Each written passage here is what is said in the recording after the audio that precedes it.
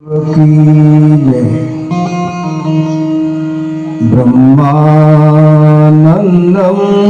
परम सुखदं केवलं ज्ञानमूर्ति वन्दातीतं गगनसदृशं तत्त्वमस्यादिलक्ष्यम् एकं नित्यं विमलमचलं सर्वदी साक्षिभूतं भावातीतं त्रिगुणरहितं सद्गुरुं तं नमामि।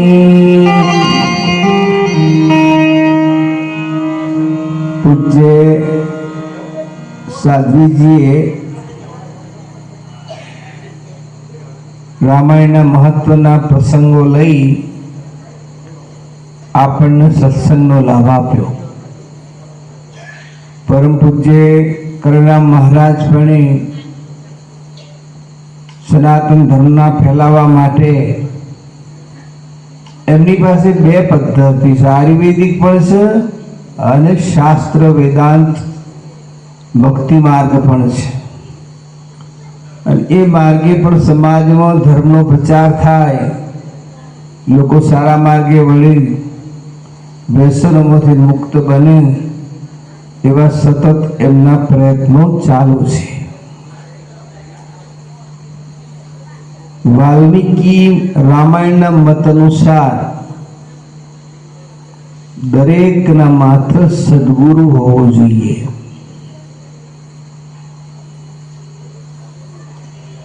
जनकजीના ગુરુ યાજ્ઞવલ્ક ઋષિ છે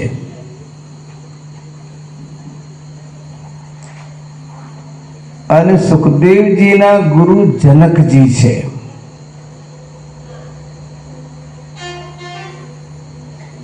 રામ લક્ષ્મણ વિશ્વામિત્રની સેવા કરવામાં કદી થાકતા નહીં।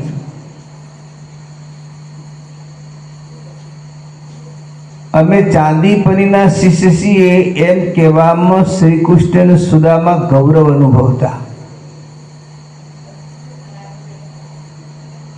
ગુરુ પરંપરાનો નાતો ભારતમાં વર્ષોથી ચાલ્યો આવે છે।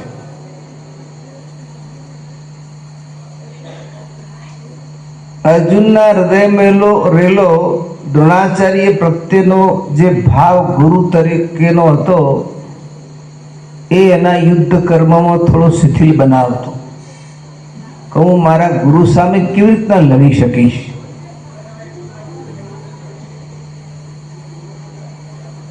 ધૌમ્ય ઋષિને આરુણી પોતે ગુરુ તરીકે મળ્યા એમાં એનું ભાગ્ય લાભ માનતો હતો।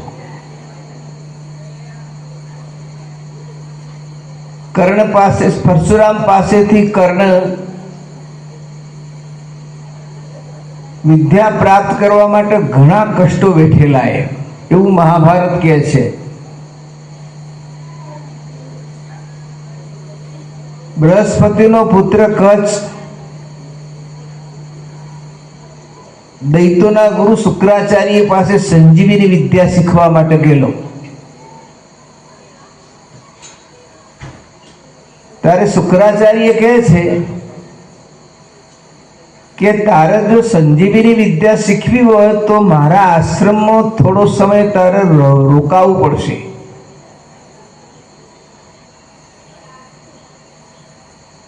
કચ્છ પોતે ત્યાં રહીને વિદ્યા અભ્યાસ કરતો હોય છે।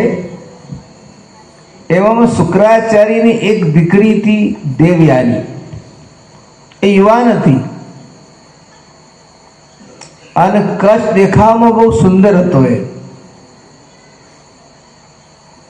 તો દેવયાની પોતે કચ્છની એકાંતમાં બોલીને કહે છે કે તું મારી જોડે લગ્ન કરે। ત્યારે કચ્છ પોતે નારાજ થઈને કહે છે કે તું શું આ વાત કરે છે? તારા પિતા તો મારા ગુરુ છે અને ગુરુની દીકરી એ મારી બેન કહેવાય। હું તારી જોડે લગ્ન ના કરી શકું। ત્યારે દેવયાની કહે છે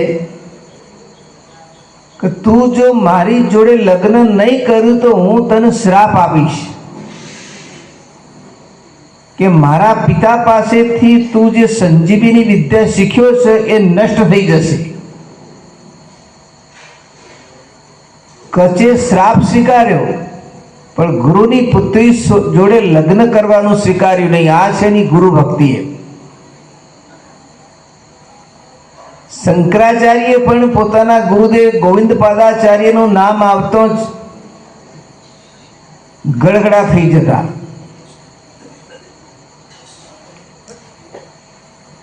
આ ગુરુનું મહત્વ છે. તમે જુઓ, એક સામાન્ય આપણે જ્ઞાન મેળવવું હોય, ખેતી કરવાનું, રસોડું બનાવવાનું, તો પણ ગુરુની જરૂર છે. તો બ્રહ્મ વિદ્યા તો તમે સદગુરુ વગર કેવી રીતના શીખી શકશો, કેવી રીતના જાણી શકશો? ઘણા વર્ષો પહેલા વિવેકાનંદજી પોતે કન્યાકુમારી ગયેલા. ત્યાં 3 સાગરનો સંગમ થાય છે. અરબી સમુદ્ર, હિન્દી મહાસાગર અને બંગાળનો ઉપસાગર. ત્રણેયનું જળ તમને અલગ અલગ દેખાય, કલર પડતા હોય છે. સ્વામીજી સંધ્યા સમયે પહોંચેલા. એટલું બધું કુદરતી સૌંદર્ય ખીલેલું, ગમે તેવા નાસ્તિક માણસને પણ ત્યાં જ્યાં પછી નક્કી થાય કે નહીં, પરમાત્મા છે જ. દરિયાની અંદર પોતે નાવ ચાલતા હતા. થોડા છેટે બેટ ઉપર માતા કન્યાકુમારીનું પગલું હતું. વિવેકાનંદને ત્યાં જવાની ઈચ્છા થઈ. તો એક નાવિકને એમને કીધું કે તું મને બેટ સુધી લઈ જા. એટલે નાવિક શું કહે છે કે તમારી પાસે પૈસા છે? એટલે સ્વામીજી કે ના, મારી પાસે પૈસા નથી. તો કે હું તમને ના લઈ જાઉં. સ્વામીજી તો સશક્ત અને મજબૂત હતા. દરિયામાં કૂદી પડ્યા અને તરત તરીને પોતે બેટ ઉપર જતા રહ્યા. બેટ ઉપર ગયા પછી વિવેકાનંદને સમાધિ લાગી અને સમાધિમાં 2 દેવી પ્રેરણા થઈ કે બીજા દેશો કરતા ભારત દેશ બ્રહ્મ વિદ્યામાં મોખરે માને ગુરુ સ્થાને રહેશે. આ પહેલી દેવી પ્રેરણા. વ્યાસજી પણ પુરાણોમાં લખે છે કે બ્રહ્મ વિદ્યાયામ રતતે ભારત. જે બ્રહ્મ વિદ્યામાં રમણ કરે છે એ ભારત દેશ છે. રવિન્દ્રનાથ ટાગોર જ્યારે પોતે અમેરિકા ગયા ત્યારે કોઈ પત્રકારે એમને પૂછ્યું કે એવી તો કઈ વસ્તુ છે જે તમારા દેશમાં પાકે ને અમારા દેશમાં ન પાકે? ત્યારે રવિન્દ્રનાથ પોતે કહે છે કે તમારા દેશમાં બધું પાકે છે પણ ત્યાગ અને ભક્તિની ખેતી તો ભારતમાં જ થાય છે. ભગવાન કૃષ્ણે 11 વર્ષ સુધી ગોકુળમાં લીલા કરી.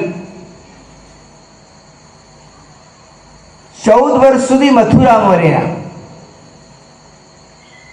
11 ને 14 25 અને 100 વર્ષ સુધી દ્વારકામાં રહ્યા. આપણા ગુજરાતમાં. એ ગુજરાતનું ભાગ્ય છે કે 100 વર્ષ સુધી ગુજરાતમાં રહ્યા અને દ્વારકામાં પોતાની રાજધાની સ્થાપી અને પોતાના પૂરા વિશ્વનું રાજકીય નેતૃત્વ એમને સંભાળ્યું અને પાંડવોને નિમિત્ત બનાવી દુનિયાના ખૂણે ખૂણે જે અસુરો છુપાયેલા હતા એ આસુરી સંપત્તિનો નાશ કર્યો. સાથે સાથે એમની આધ્યાત્મિક નેતૃત્વ પણ સંભાળ્યું. માતા યશોદાને બચપણમાં ભગવાન કૃષ્ણે માખણ કાઢતા જોયેલા, એટલે એમને પણ શાસ્ત્રોમાંથી ગીતારૂપી માખણ કાઢી અને અર્જુન નિમિત્ત બનીને આખા વિશ્વને પાયું. એટલે આ ગીતાજી ઉપર જેટલા ભાષ્યો લખાણા છે એટલા ભાષ્યો આજ સુધી કોઈ ગ્રંથ ઉપર લખાણા નથી. અમેરિકાનો એક વૈજ્ઞાનિક છે એમ રન્સ, એને દુનિયાના તમામ ધર્મો પર ગાળોનો વરસાદ વરસાયો છે, પણ એને માત્ર ગીતાજીના વખાણ કર્યા છે. એમરન્સ પોતે કહે છે કે ગીતાના અભ્યાસથી જ મને શાંતિ મળી છે અને મારી અંતિમ શાંતિ પણ એના અભ્યાસથી જ પોતે મળશે. સ્વામીજી એક વખત પોતે ઇંગ્લેન્ડથી ભારત પાછા ફરેલા, જહાજમાં બેઠેલા, એમની સામે બે પાદરી લોકો પણ બેઠેલા હતા. તો પહેલા તો સ્વામીજી સાથે શાસ્ત્રાર્થમાં ઉતર્યા, પણ પછી એટલા બધા ઉદ્ધત બન્યા કે સનાતન ધર્મની નિંદા કરવા લાગ્યા. તો સ્વામીજી પોતે માનો ઊભા થઈ ગયા અને એક પાદરીનો કોલર પકડી કરડી નજરથી પોતે વિવેકાનંદજી એમને કહે છે કે હવે પછી જો તું સનાતન ધર્મની નિંદા કરીશ ને તો સીધો તને ઉપાડી દરિયામાં ફેંકી દઈશ, એટલું યાદ રાખજે. પેલો એટલો ડરી ગયો, હાથ જોડીને પગમાં પડીને કહે છે કે આવું કદી નહીં કરવું. એ વિવેકાનંદની પહેલી દેવી પ્રેરણા એ થઈ કે બીજા દેશો કરતો ભારત દેશ બ્રહ્મ વિદ્યામાં મોખરેમાના ગુરુ સ્થાને રહેશે. અને બીજી દેવી પ્રેરણા એ થઈ સ્વામીજીને કે કોઈ પણ દેશમાં જન્મેલો માણસ હોય પણ પરમાત્મા શું છે વાત એને જો સમજવી હશે તો ભારતમાં જન્મેલા બ્રહ્મર્ષિઓની ચરણમાં બેસવું જ પડશે, તો જ આ વાત સમજાશે, બાકી નહીં સમજાય. એક વખત સમર્થ રામદાસ સ્વામી નદીમાં સ્નાન કરીને ફરતા ફરતા શિવાજીની રાજધાની સતારામાં જઈ ચડ્યા અને શિવાજીના મહેલ આગળ ઉભા રહીને ભિક્ષાંદેહી કરીને જો ઉભા રહ્યા અને રામદાસને જોતાના સાથે શિવાજી મહારાજ પોતે ગદગદિત બની ગયા. કહો આજ મારા ત્યાં મારા ગુરુદેવ ભિક્ષા લેવા આવ્યા છે, હું એમને શું આપું? ત્યારે એક શિલ્પીને બોલાયો, એક તાંબાના પત્રમાં ઢોકળ મારી લેખ લખી દીધો કે આજથી હું મારું સમગ્ર રાજ મારા ગુરુદેવને ભિક્ષામાં અર્પણ કરી દઉં છે. અને એ તાંબાનું પત્ર વાળી અને શિવાજી મહારાજે સમર્થ રામદાસની જોડીમાં મૂકી દીધો. રામદાસે પોતે પત્ર લઈ અને જો ખોલીને જોયું કે આખું રાજ એને મને આપી દીધું. તો રામદાસ પોતે કે શિવા, હું તો સંન્યાસી છું અને તે મને રાજ તો આપી, પણ હવે તું શું કરીશ? શિવાજી કહે છે કે હું તમારા ચરણોની સેવા કરીશ. તો રામદાસ કહે છે કે હું તો સંન્યાસી છું, તારું રાજ લઈને હું શું કરીશ? આ રાજને ચલાવવા માટે તારા જેવા એક માણસની મારે જરૂર તો પડશે ને, માટે આજથી રાજ હું તને પાછું આપું છું. તારે માની લેવાનું કે આ રાજ મારું નથી પણ મારા ગુરુદેવનું છે. એ દિવસથી શિવાજી મહારાજે પોતાના રાજનો ઝંડો ભગવો કરી દીધો અને પોતાની રાજગાદી ઉપર પોતાના ગુરુદેવની ચાખડીઓ પધરાઈ અને શિવાજી માનવા લાગ્યા કે રાજ મારું નથી પણ મારા ગુરુદેવનું છે. મરાઠાના ઇતિહાસમાં ભગવો ઝંડો અમર થઈ ગયો છે. કેવો ગુરુનો મહિમા છે તમે જુઓ. ભૂમિયા લેજો રે સંગાત, ભૂમિયા હશે તો ભૂમ બતાવશે. એટલે આ જે બ્રહ્મ વિદ્યા છે એ પરંપરા, વેદો, ઉપનિષદો, એક કઠોપનિષદમાં એક પ્રસંગ આવે છે કે નચિકેતાનો પિતા પોતે યજ્ઞ કરતો હોય. યજ્ઞના અંતે બ્રાહ્મણોને ગાયો દાનમાં આપવા માટે વહુ ચીકેલી ને ઘરડી ગાયો લાયેલો, જે ફરીથી ગર્ભ ધારણ ના કરી શકે, ગર્ભધણીના શિલે થઈને મરી જાય એવી ગાયો લાવીને બોધેલી. નચિકેતા આ જોઈને વ્યંગ ભાષામાં એના પિતાને કહે છે કે પિતાજી, તમે આવી ગાયોનું મને દાન કરો છો, આવી ગાયોનું તમે દાન કરો છો, તો મને કોનું, મારું દાન તમે કોને કરશો? એના વ્યંગ ભરેલા શબ્દો સાંભળી અને નચિકેતાના પિતા ક્રોધિત થઈ ગયા એના ઉપર કે તું મારી મશ્કરી કરે છે ને, જા, તારું દાન હું યમરાજને કરવું છે. આ તો પિતૃભક્ત હતો. તપસ્યાના બળથી પોતે યમલોકમાં ગયો. યમરાજ એ દિવસ બહાર ગયેલા. 3 દિવસ પછી યમરાજ જ્યારે પાછા આવ્યા ત્યારે યમરાજ પોતે નચિકેતાને કહે છે કે તું કેટલા દિવસથી આવ્યો છે? કે 3 દિવસથી. ત્યારે યમરાજ અનુચરને કહે છે કે અનુચર, જલ્દી પાણી લાવો, અતિથિને શાંત કરો. કોઈ પણ અતિથિ ગ્રહસ્થીના ઘેર આવીને જો ભૂખ્યો બેસી રહે તો એનું પુણ્ય ખાઈ જાય છે. પછી યમરાજ એને પૂછે છે કે તું 3 દિવસથી મારા દ્વારે આવીને ભૂખ્યો બેસી રહ્યો, માટે તું 3 વરદાન માંગી લે. તો પહેલા વરદાનમાં નચિકેતા માંગે છે યમરાજ પાસે કે હું તમારા પાસે આવ્યો છું એવી મારા પિતાને જાણ થાય કે તથાસ્તુ, તેમ થશે, જા.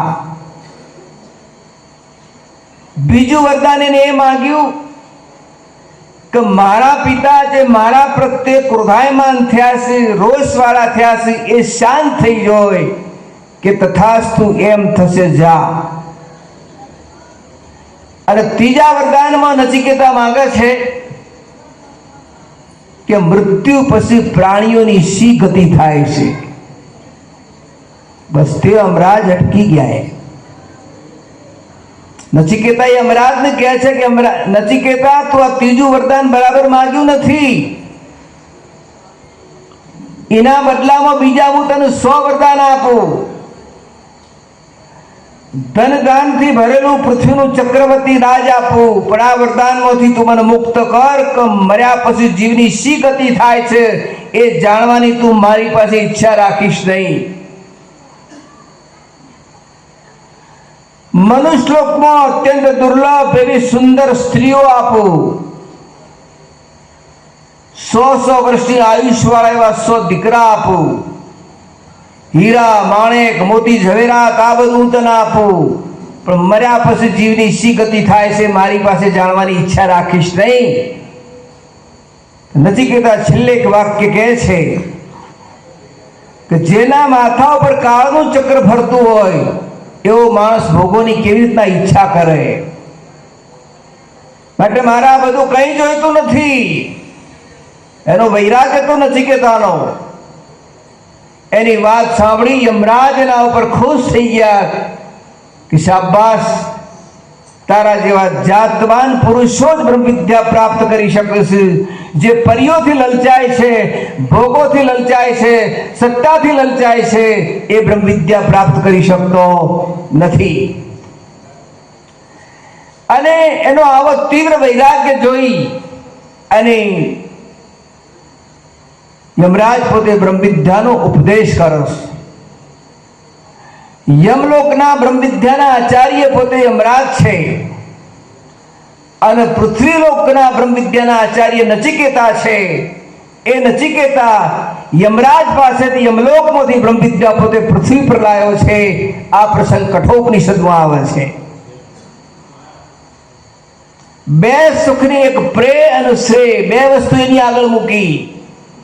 પ્રે એટલે વિષયોનું સુખ, સ્ત્રીનું સુખ, ભોગોનું સુખ. આ વાત પહેલા કરી નચિકેતા આગળ યમરાજે, પણ એ વાત યમરાજે સ્વીકારી નહીં. શ્રેય અને પ્રે, શ્રેય એ વિષયોનું સુખ છે અને પ્રે એ આત્માનું સુખ. શ્રેય એ આત્માનું સુખ છે અને પ્રે એ વિષયોનું સુખ છે. એક કઠિયારો જંગલમાં લાકડા લેવા માટે નીકળ્યો. રસ્તામાં એક સંન્યાસી મળ્યા. સંન્યાસીને સંકેત કર્યો કે આગળ જા. કઠિયારો થોડો આગળ ગયો તો ચંદનનું જંગલ એને જોયું. તો ચંદનના ઝાડ કાપી એક ભારો વધીને માથો ઉપાડ્યો આ કઠિયારાએ. અને તરત પેલા સંન્યાસીના શબ્દો યાદ આવ્યા કે આગળ જા. ભારો ફેંકી દીધો, એથી આગળ ગયો તો ચોંદીની મોટી પાટો જોઈએ એની. એક પાટ માથા ઉપર ઉપાડી અને સંન્યાસીના શબ્દો યાદ આવ્યા કે આગળ જા. ચોંદીની પાટ ફેંકી દીધી, એથી આગળ ગયો તો રસ્તામાં સોનાની લગડીઓનો મોટો ઢગલો પડેલો હતો. એની પાસે એક ચાદર હતી. ચાદર પાથરી અંદર લગડીઓ બાંધી, ઘોંસડો બાંધીને જો માથા ઉપર ઉપાડ્યો, વળી પેલા સંન્યાસીના શબ્દો યાદ આવ્યા કે આગળ જા. સોનાની ઘોંસડીઓ ફેંકી દીધી, એથી આગળ ગયો. હીરાની મોટી ખાણ જોઈ, માલા માલ થઈ ગયો. ઇન્દ્રિયોના વિષયમાં ન અટકતા જો તમે આગળ જશો તો બ્રહ્મ ખજાનો તમને હાથ લાગી જશે. પણ જો તમે ત્યાં અટક્યા તો બ્રહ્મ તત્વ સુધી, પરમ તત્વ સુધી તમે પહોંચી શકવાના નહીં. એટલે મહાપુરુષો કહે છે કે અંદર વૈરાગ્ય રાખી સાધ્વીજીએ જે નામસ્મરણની વાત કરી. જુઓ, બધા જ પુરાણોમાં કલયુગની નિંદા જોવામાં આવે છે. બધા જ પુરાણોમાં કલયુગની નિંદા કરી છે. પણ એક એવું પુરાણ છે શ્રીમદ ભાગવત પુરાણ કે જેમાં કલયુગના વખાણ કર્યા છે. હવે કેમ વખાણ કર્યા છે? કે જે કામ સમાધિથી ન થાય, જે કામ તપસ્યાથી ન થાય, જે કામ યોગથી ન થાય, એ કામ કલયુગમાં માત્ર ભગવાનના નામસ્મરણથી થઈ જાય છે, મંત્ર જાપથી થઈ જાય છે. એટલે અમે કલયુગમાં કેમ જન્મ્યા એની ચિંતા કરતા નહીં. દેવતાઓ પણ ભગવાનને પ્રાર્થના કરે છે કે અમારો જન્મ કલયુગમાં થયો હોત તો સારું. કેમ પ્રાર્થના કરે છે? દેવતાઓ કેમ કલયુગમાં જન્મ માંગે છે? સમાધિથી જે કામ બનતું નથી એ કામ કલયુગમાં માત્ર ભગવાનના યજ્ઞાનામ જપ યજ્ઞોસ્મિ સ્થાવરણામ હિમાલય. હે અર્જુન, બધા પ્રકારના યજ્ઞોમાં જપ યજ્ઞ હું છું. સનાતન ધર્મ એને કહે છે કે જેમાં મંત્રનું દાન કરવામાં આવે છે એ સનાતને, અને મંત્ર વગર બીજી વાતો કરવામાં આવે છે એ બધી સંપ્રદાયની લાઈનો છે. એટલે કલયુગમાં મંત્ર જાપથી, જુઓ, એક હિમાલય જેટલો રૂનો ઢગલો હોય તો હિમાલય જેટલા રૂના ઢગલાને બાળવા માટે હિમાલય જેટલો અગ્નિ જોઈએ ના. એક સિંગારી, દિવાસળીની સળી ઉપર ગંધર્પનું ટપકું એક રાઈના દાણા જેટલું હોય, એટલો અગ્નિ હિમાલય જેટલા રૂના ઢગલામાં નાખવામાં આવે તો એ રૂનો બાળીને ભસ્મ કરી દેશે. ભલે તમારા હિમાલય જેટલા પાપ છે, પણ એક ભગવાનના મંત્ર ઉપર જો તમારી નિષ્ઠા બની જાય તો હિમાલય જેટલા પાપ બળીને ભસ્મ થઈ જાય. પહાડમાંથી નીકળેલી નાની નદી મોટી નદી સાથે ભળીને સમુદ્ર સુધી પહોંચી જાય છે, એમ આ જીવ ઈશ્વરની શરણાગતિ લઈ અને ભવસાગર તરી જાય છે. વ્યવહારમાં જેમ નાનો માણસ મોટા માણસનો સહકાર લઈને સમૃદ્ધિ પ્રાપ્ત કરે, એમ આ જીવ ઈશ્વરની શરણાગતિ લઈ અને કાયમ માટે જન્મ મરણના મૃત્યુમાંથી મુક્ત થઈ જાય છે. કોઈ સ્ત્રી વધુ પડતી પરપુરુષમાં આસક્ત થાય તો એના પતિને ગમે નહીં. એમ આ જીવ વધુ પડતો માયાનો આસક્ત થાય તો ઈશ્વરને પણ ગમે નહીં. નાના બાળકને એના પિતાની ઓળખાણ એની માં કરી આપે છે, એની માને જ ખબર કે આ તારો બાપ છે. એમ ભક્તિ જ પોતે પરમાત્માની ઓળખાણ કરી આપે છે. માટે મંત્ર જાપમાં બહુ નિષ્ઠા રાખો, શાસ્ત્રનું અધ્યયન કરો, સંત પુરુષોનો સત્સંગ સાંભળો અને સંતોની સેવા કરો. છેલ્લે ભગવાન શ્રી કૃષ્ણ ભાગવતના 11મા સ્કંદમાં ઉદ્ધવને કહે છે, ઉદ્ધવ, જળમય તીર્થ અને પાષાણમય મૂર્તિઓ એ દેવતા નથી એવું હું નથી કહેતો, પણ મારા સંતોમાં એમાં ઘણું અંતર છે. તીર્થોનું ઘણા કાળ સુધી સેવન કરવાથી માણસને પવિત્ર કરે છે, જ્યારે સંતો દર્શન માત્રથી પવિત્ર કરે છે. ભારદ્વાજ ઋષિ જ્યારે ગંગા સ્નાન કરવા માટે જાય છે તો ગંગાજી 25 પગથિયા ઉપર આવે છે. ત્યારે ભારદ્વાજ ઋષિ પોતે કહે છે કે માં, દુનિયાના લોકો જ્યારે તારી અંદર સ્નાન કરવા માટે આવું ત્યારે તું જેમ વહેતી હોય એમ જ વહી રહેશે, અને હું સ્નાન કરવા માટે આવું તો તું આટલી બધી ઉપર કેમ આવે છે? ત્યારે ગંગાજીમાંથી ધ્વનિ આવે છે કે બેટા, દુનિયાના લોકો મારી અંદર પાપ નાખવા આવે છે, જ્યારે તું તો મને પવિત્ર કરવા આવે છે. સંતોના પગલે તીર્થો પવિત્ર થાય છે. સજ્જનો, વિશેષ ન કહેતો આજના પવિત્ર પ્રસંગે અષાઢ સુદ ગુરુ પૂર્ણિમા, વ્યાસ પૂર્ણિમા, સાધ્વીજીએ પહેલો શબ્દ વાપર્યો હતો વ્યાસ પૂર્ણિમા. 3 લોકના વિદ્વાનો વ્યાસનું એઠું બોલે છે. વ્યાસના લખાણ સિવાય આગળ બીજું કોઈ શાસ્ત્ર નથી. વ્યાસ પોતે મહાભારતના પહેલા જ પત્તે લખે છે. શું લખે છે? કે સત્ય છે, સત્ય છે, ત્રિવાર સત્ય છે. વેદથી પહેલાનો કોઈ ગ્રંથ નથી અને બ્રહ્મથી એનાથી કોઈ મોટો દેવ નથી. બધાનું વાસ્તવિક સ્વરૂપ બ્રહ્મ છે, આત્મા છે. એને જાણી જન્મ મરણમાંથી મુક્ત બનો. અને ગુરુ પૂર્ણિમાનો મહોત્સવ આજ રાખી અમારા માનીય કરણસિંહ મહારાજી આપણા બધાને બોલીને આટલા બધાના જે દર્શનનો લાભ અપાયો એ પણ હું ખરેખર ધન્યવાદ આપું છું. સાથે સાથે આશીર્વાદ પણ આપું છું. આ વિસ્તારમાં ખરેખર આ વિસ્તારને એમને તીર્થરૂપ બનાવ્યો છે.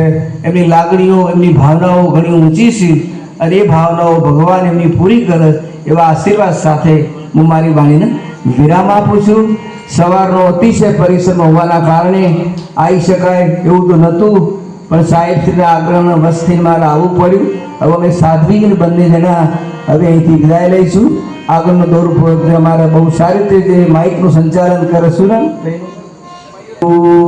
દેવ કી જય.